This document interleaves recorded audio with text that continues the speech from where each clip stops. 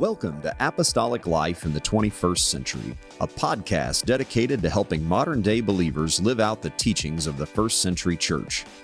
This podcast is part of the teaching ministry of Dr. David K. Bernard. Dr. Bernard has dedicated his life to studying the Bible and helping believers apply its message to their daily lives. In Apostolic Life in the 21st Century, Dr. Bernard answers your questions about what the Bible teaches and how those teachings apply to everyday life. Thank you for joining us for this broadcast.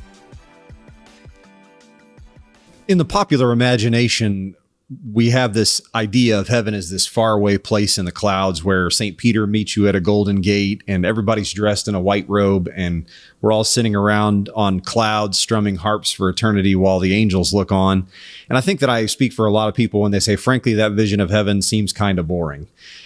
What does the Bible say that eternity will be like for believers? And I know John mentions in Revelation 21 this concept of a new heaven and a new earth. What's that all about? Can you tell us? To define heaven very briefly, I would say heaven is where God is. Heaven is the direct presence of God. Now, what that looks like, we don't know for sure and could be different. But the Bible talks about the third heaven. There is the first sense of heaven, which is the sky. So we look up into heaven. We're just talking about Earth's atmosphere, actually, or the sky. A second definition of heaven could be outer space. So we look at the stars of heaven. Obviously, that's beyond Earth's atmosphere. That's outer space. And then the third definition of heaven would be transcending this universe. So I don't think of heaven, that is where God dwells. And Jesus was a real human being with a glorified body. I believe he, as all humans, he will have a glorified body throughout eternity. Well, that body has to be in some place, physical place. Where is that? Well, we don't know. I don't think it's on some distant planet. I don't think it's in our universe. I think it transcends our universe. But I do believe he will come back in physical form to Earth's atmosphere and land on planet Earth. So his body is somewhere. And so that's where I would say is the third definition of heaven, the presence of God, which since the incarnation does include a physical location somewhere. So when we say we'll go to heaven, I think that means where God is, where the manifested God, manifested in the physical, glorified, eternal, immortal body of Jesus Christ. That's heaven. Now, when you read the book of Revelation, it seems that this heaven and earth will be destroyed, which means the physical heaven and earth, and be recreated. So somehow a new heaven and a new earth, but the way it's described, there seems to be maybe some resemblance or renovation of the physical universe. And then it talks about the New Jerusalem as a city coming down to rest upon earth or over the earth. So I picture that Jesus Christ and the saints, that's us, in eternity, we will be living in a city, a physical place where Jesus physically dwells, called the New Jerusalem, which will be a city on or over the new earth. So I do believe it's physical. And Jesus did say in John 14, I go to prepare a place for you. So it's not just a state of mind. It's not a place where disembodied spirits float around. It's not people in white robes sitting on clouds playing harps. It is going to be a real city, a real place where people will dwell. Now, that's the simplest way to look at it. But again, if I look at the eternal state, compare it to Jesus in his glorified body, when he appeared to disciples, it seems that he could transport himself at will. He could appear and disappear at will. He could walk through a locked door or a wall at will. So he wasn't confined to physical limitations, although he had a physical identity. He could eat food with them, but surely he didn't have to eat food to survive. He didn't have to sleep, but he could engage in whatever he wanted to engage with as a human without being limited by that. So that's how I would see our existence in the future. So I believe we will have a place to dwell, but we won't be confined to a place.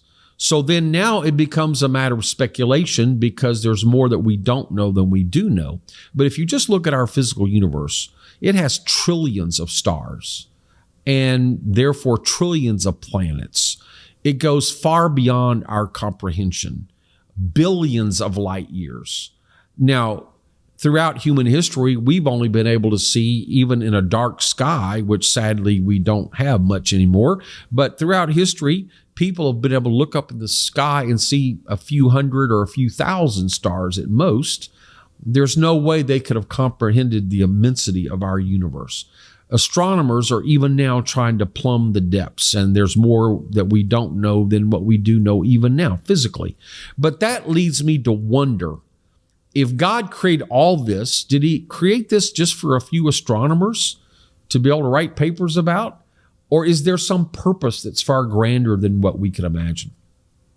You know, what makes life meaningful for us today is our relationships and including our relationship with God and our relationship with one another, and our achievements, our accomplishments. We were created to accomplish, to achieve, to work.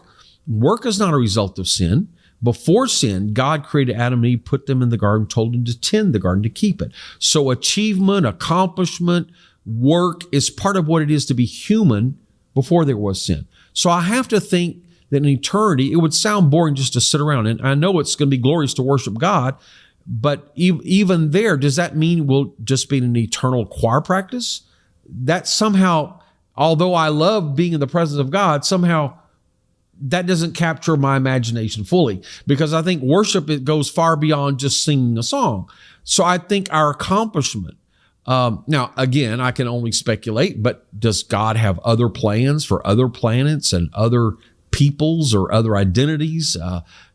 Could we be the equivalent of angelic beings to other future planets? Who knows? But I think it's going to be amazing. I think this incredible physical universe, and of course, God's not limited to this physical universe. I mean, we could have billions of universes and billions of years and billions of plans and billions of new races created. Who knows? I don't know.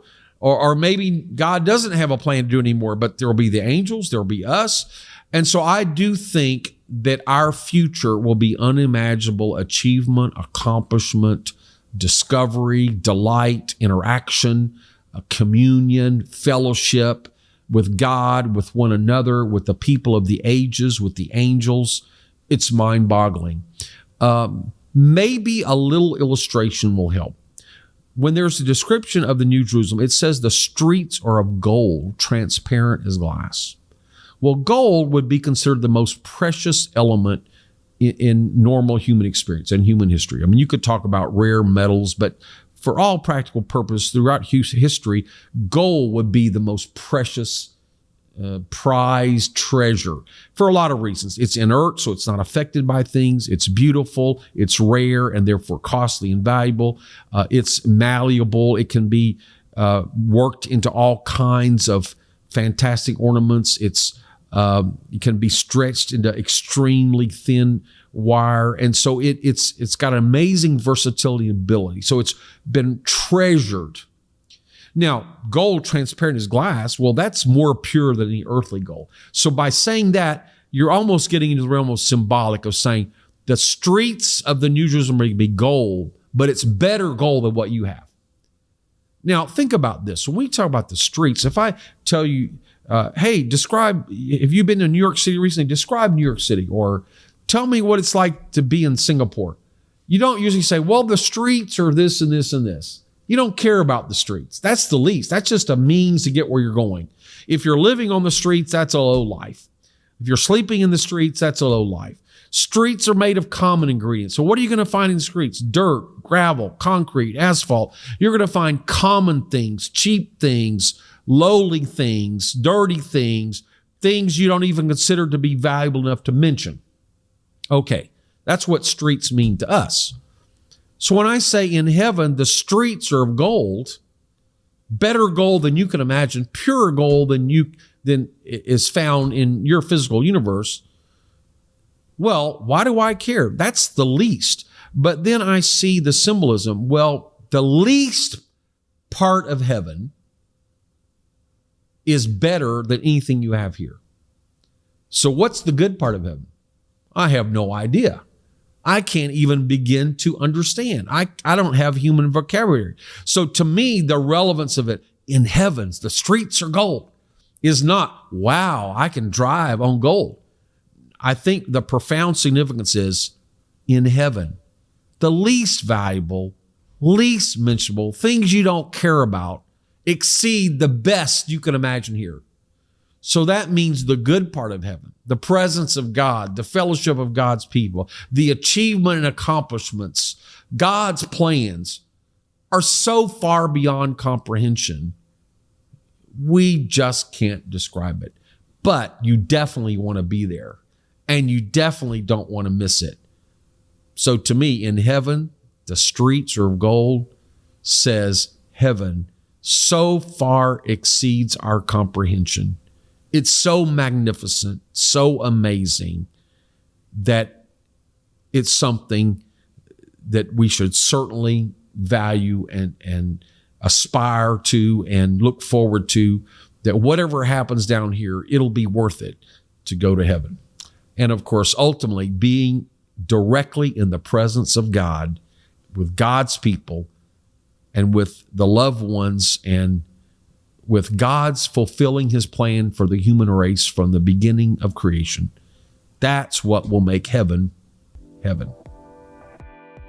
Thank you for listening to this episode of Apostolic Life in the 21st Century.